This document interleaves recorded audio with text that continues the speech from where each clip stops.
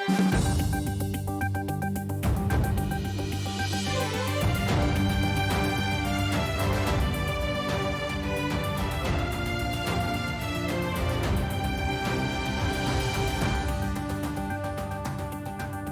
Eves have inched closer to glory as they have progressed to the grand finale of the SAF Under-20 Championship underway in Bangladesh. Good evening, I am Prarambha Dahal. Let's begin with the main stories. Nepal come back from a goal down to humble India 3-1 in the SAF Under-20 Championship, secure a berth in the tournament final.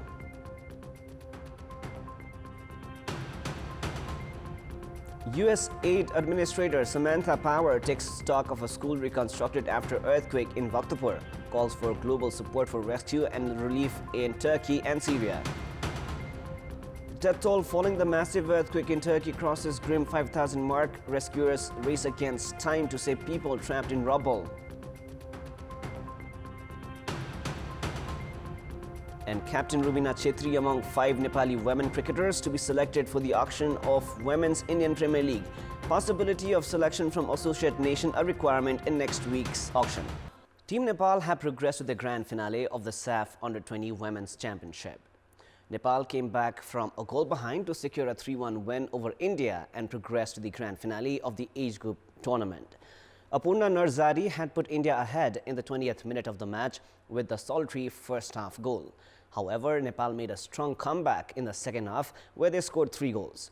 Anjali Chand equalized for Nepal in the 48th minute. Captain Preeti Rai put Nepal ahead as she converted a 69th minute penalty, while Amisha Karki secured the 3-1 win 20 minutes later.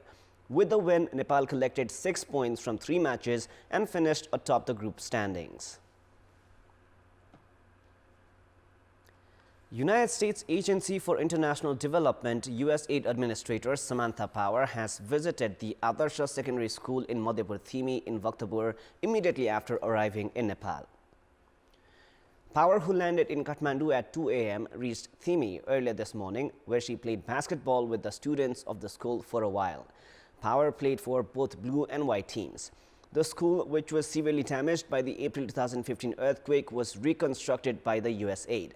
Saying that the US Aid had learned important lessons from Nepal earthquake, Power expressed her grief for Turkey's devastating earthquake as well. She also urged the rest of the world to come together for rescue and relief of the victims and survivors of the earthquake in Turkey and Syria. Our experience from our work with the Nepalese people in the wake of the earthquake here, though, also reminds us that thanks to the resilience of communities, the solidarity among people, after the immediate humanitarian needs are met, it is possible to rebuild. Indeed, this newly rebuilt Ardasha school is a powerful reminder of the resilience of the people of Nepal, of the strength of the US-Nepalese friendship and partnership, which has endured over many decades. The US Aid has supported 29 schools across Nepal. It was the first Nepal visit for Power, who is also the member of the National Security Council of the United States of America. She has also met with Prime Minister Pushpakamal Dahal, Minister for Finance Vishnu Paudel, and Minister for Foreign Affairs Bimala Rai Paudel. The meetings have delved into mutual ties and support between the two countries. She is scheduled to return home tomorrow evening.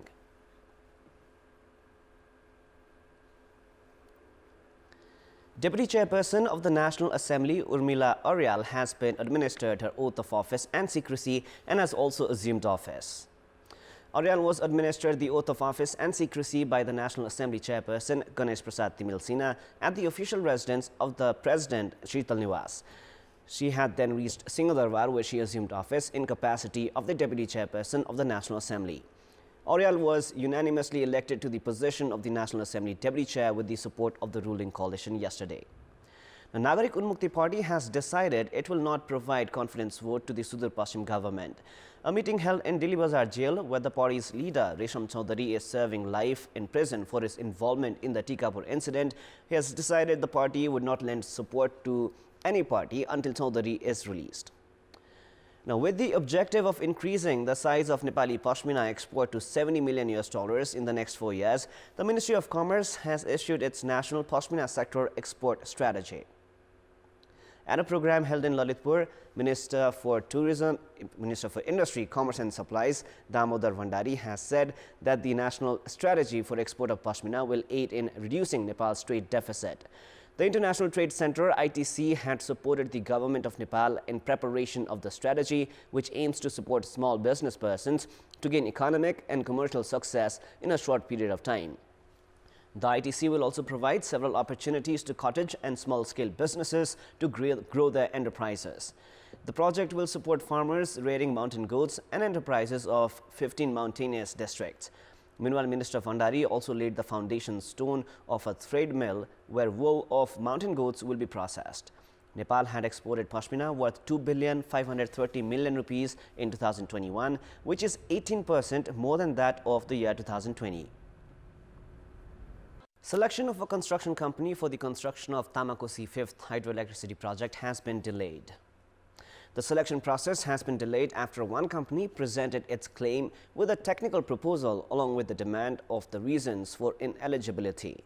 A total of 4 companies had presented their technical proposals for the construction of the Tamakosi 5th hydel project. According to the project office, a Chinese company has filed a complaint demanding the reason for its rejection. The project is expected to require 18,500 million rupees in investment. It is now time for our segment Public Pulse, where you text us with your opinion.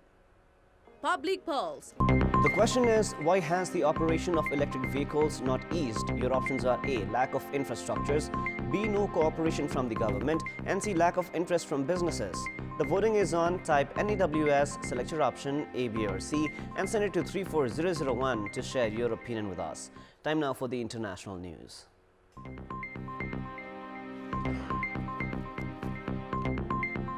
Death toll from the earthquake centered in southeastern Turkey, according to Turkish authorities, have rose to 3,419, bringing the total number of killed, including those in northern Syria, to more than 5,000. The number is expected to further rise as rescue operation continues. Rescuers are racing to rescue survivors from the rubble of thousands of buildings brought down by a magnitude 7.8 earthquake and multiple aftershocks that struck eastern Turkey and neighboring Syria. Countries from around the globe have dispatched teams to assist in the rescue efforts, but a day after the earthquake struck, the number of emergency crews on the ground, experts say, remains few, with their efforts impeded by frigid temperatures and close to 200 aftershocks, making the search through unstable structures perilous. The United Nations Children's Agency UNICEF has said that thousands of children may have been killed as a result of the earthquake and aftershocks. Many families in Syria and Turkey are continuing to search for their children, while other children have been pulled out of the rubble only to find that their family members have died. The World Health Organization has said some 23 million people could be affected by the disaster.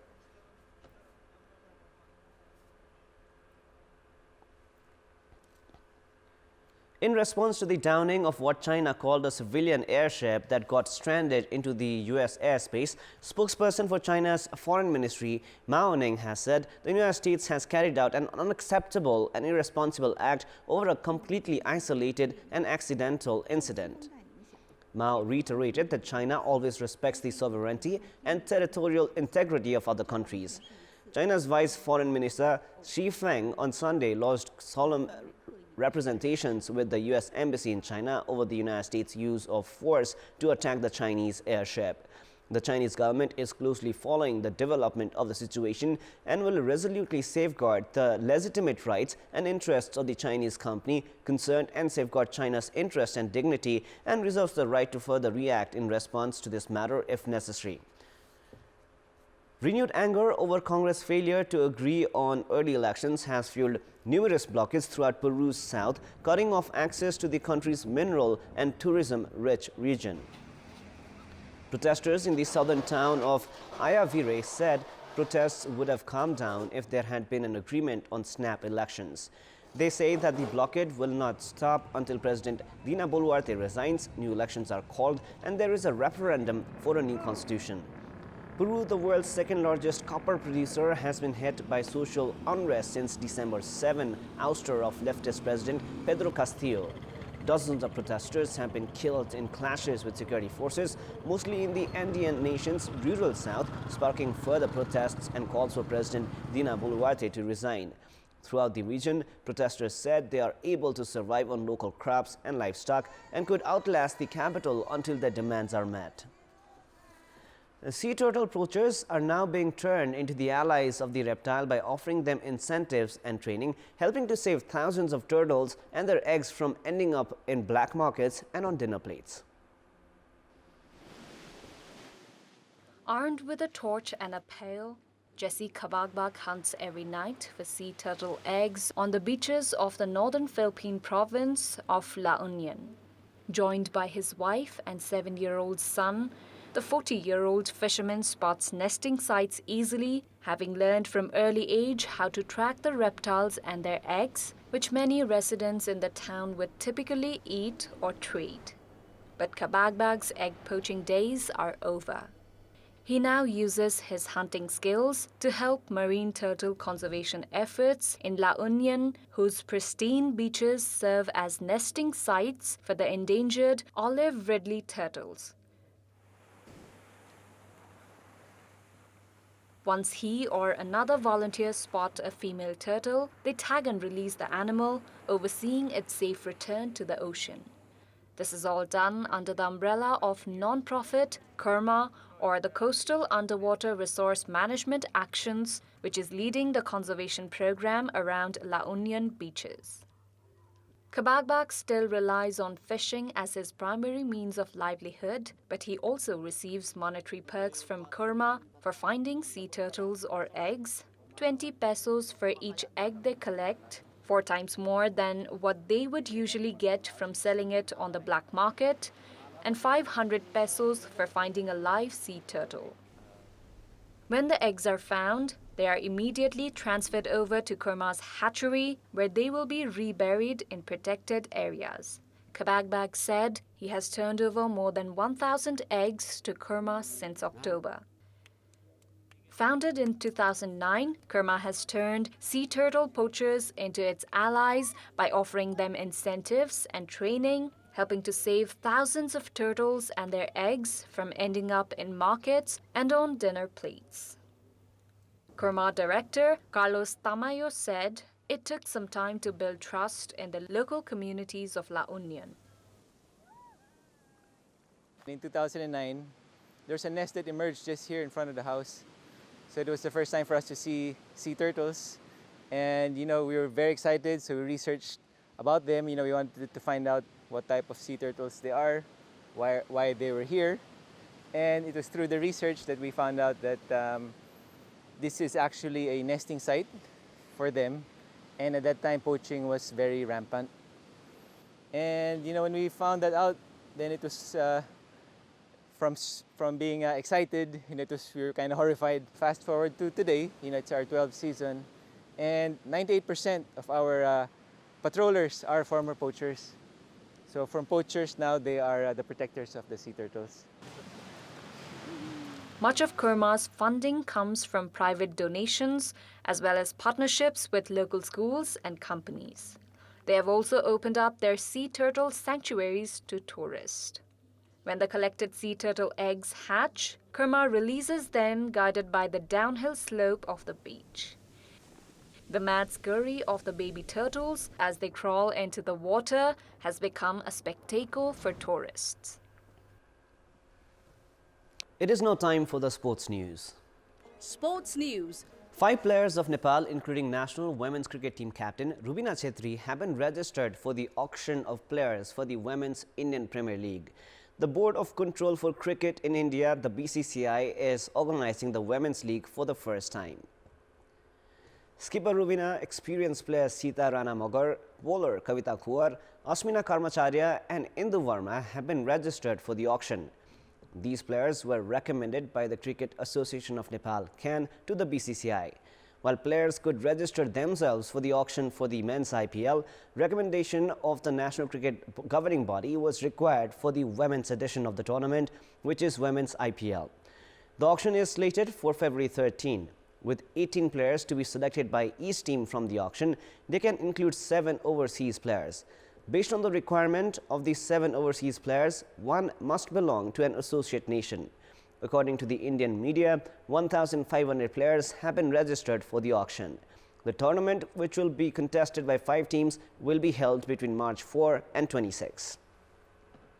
Former Australia white ball captain Aaron Finch has announced his retirement. Finch has the highest individual score in men's T20 internationals of 172 runs from 76 balls against Zimbabwe in 2018, beating his own record at the time of 156 against England in 2013.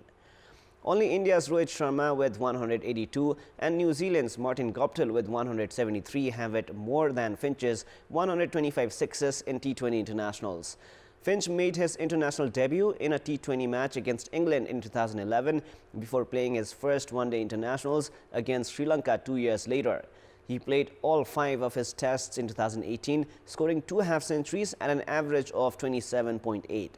After initially being made T20 captain in 2014, Finch was stripped of the role 2 years later when Steve Smith became Australia's skipper in all 3 formats. Finch then took over the white ball captaincy from Smith in 2018 following the ball tampering scandal during Australia's Test series against South Africa. He led them to the semi-finals of the 2019 50-over World Cup and an 8-wicket win over New Zealand in the 2021 T20 World Cup final in Dubai. After he was replaced by fast bowler Pat Cummins as ODI captain, Finch continued to lead Australia in the 2022 Men's T20 World Cup on home soil, but the defending champions failed to reach the knockout stages. He captained Australia in 55 ODIs and 76 T20s. Finch struggled for form in internationals in 2022, averaging just under 13 runs in ODIs and almost 29 runs in T20s. However, he starred in this year's Big Bash League BBL, scoring 428 runs to help Melbourne Renegades reach the knockout match, where they lost to Brisbane Heat. Finch has been one of the most prominent T20 cricketers around the world, having played for 9 different franchises in the Indian Premier League and has represented Melbourne Renegades in the BBL since the competition began in 2011. Cricket Australia chair Dr. Lachlan Henderson congratulated Finch on an exceptional international career and said he is one of Australia's finest white ball players. That is all for the moment. Our next English bulletin airs at 10:30 p.m. Thank you for staying with us. Goodbye for now.